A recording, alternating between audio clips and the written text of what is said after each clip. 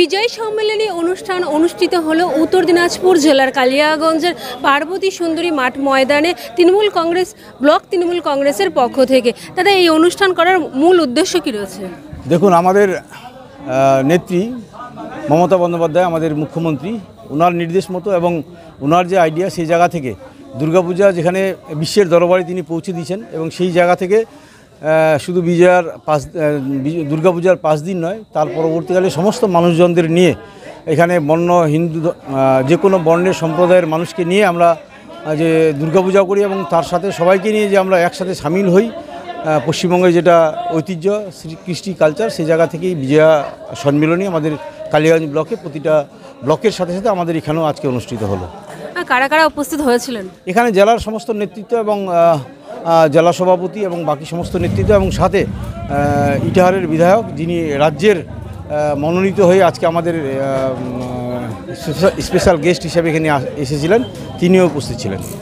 এটা কি আগামী বিধানসভার কি একটা ঝলক বলা যায়? হ্যাঁ, অবশ্যই। যেভাবে মানুষের ঢল নেমেছিল, এবং প্রতিটা বুথ থেকে 8টা যে গ্রাম পঞ্চায়েত রয়েছে আমাদের, সেই 8টা গ্রাম পঞ্চায়েতের প্রতিটা বুথ থেকে যেভাবে স্বতঃস্ফূর্তভাবে মানুষ এই বিজয়া সম্মেলনীতে, কালিয়াগঞ্জ ব্লকে বিজয়া সম্মেলনীতে আজকে সামিল হয়েছিল, তাতে এটা বলা যেতেই পারে যে আগামী দিনে বিধানসভা নির্বাচনে এর একটা ভালো সুফল আমরা নিতে পারবো। দেখলাম মঞ্চে একগুচ্ছ তৃণমূল পুরনো তৃণমূল কংগ্রেসের যারা ছিলেন কর্মী, তাদেরকে দেওয়া হলো, সম্বোধনা দেওয়া হলো, কি বলবেন?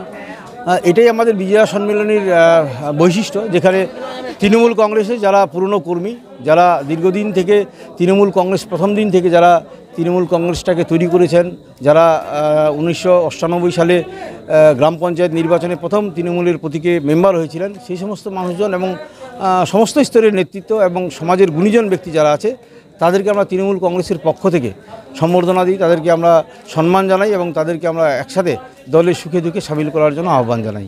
আমরা একসঙ্গে একত্রিতভাবে এইভাবে আমরা যদি এগিয়ে চলি, আমাদের কালিয়াগঞ্জ বিধানসভা নিশ্চিত আমরা এই বিধানসভার আমাদের মাননীয় মুখ্যমন্ত্রী মমতা ব্যানার্জির হাতে তুলে দিতে পারবো।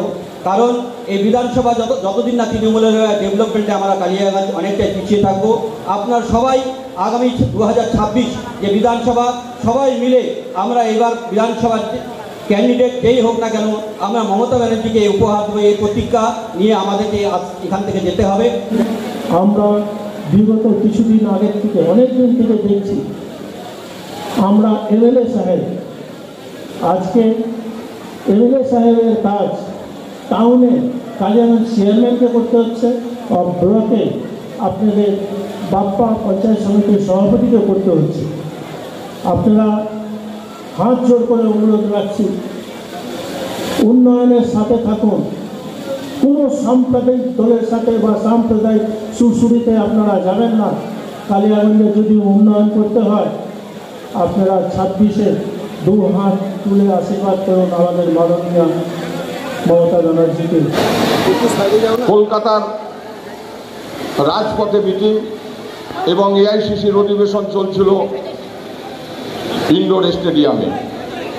সেই দিন থেকে দল গঠন হওয়ার পর থেকে 1998 সালের প্রথম দিনেই আমাকে ব্লক প্রেসিডেন্ট হিসাবে ঘোষণা করা হয়, এবং যে মানুষগুলোকে আজকে সম্বর্ধনা দেওয়া হলো, আমি ধন্যবাদ জানাই ব্লক তৃণমূল কংগ্রেসের কনভেনার সহ তার সমস্ত টিমকে। যে মানুষগুলো সেই সময় 1998 সাল থেকে 2011 এবং 2025 অবধি সরকারে, তখন বাম সরকার, এবং কালিয়াগঞ্জে আমাদের সকলের নেতৃত্ব ছিলেন প্রিয়রঞ্জন দাসমুন্সী, তিনি জাতীয় কংগ্রেসের। আমরা কতিপয় মানুষ এই সমস্ত মেম্বার এবং নেতৃত্বদের সাথে নিয়ে গ্রামে গ্রামে ঘুরে, গ্রামে গ্রামে মমতা ব্যানার্জির নীতি আদর্শের কথা মানুষকে বলে, সেই দিন ইনাদের প্রত্যেকের সহযোগিতায় আমরা নির্বাচনে এদেরকে নির্বাচিত করেছিলাম, এবং পঞ্চায়েত সমিতির সদস্য হিসাবে সেদিন সর্বপ্রথম নির্বাচনে তৃণমূল কংগ্রেসের আমরা মারাংমাই বেসরা নামে অনন্তপুরের এই শ্রদ্ধা মহিলাকে পঞ্চায়েত সমিতির সদস্য হিসাবেও নির্বাচিত করেছিলাম। আমি সকলকে শুভেচ্ছা জানাই, ধন্যবাদ জানাই। আগামী দিনে আমরা প্রত্যেকেই মমতা ব্যানার্জির নীতি আদর্শের প্রতি আস্থা রেখে, বিশ্বাস রেখে 2026-এর নির্বাচনে কালিয়াগঞ্জের মাটি 1 ইঞ্চি আমরা ছাড়ব না। কালিয়াগঞ্জের মাটিকে আমরা জয় দেখিয়ে আনবো। এটাই আজকে আমাদের প্রতিজ্ঞা, শপথ এবং আমাদের দৃঢ় সংকল্প। এইটুকু বলে সকল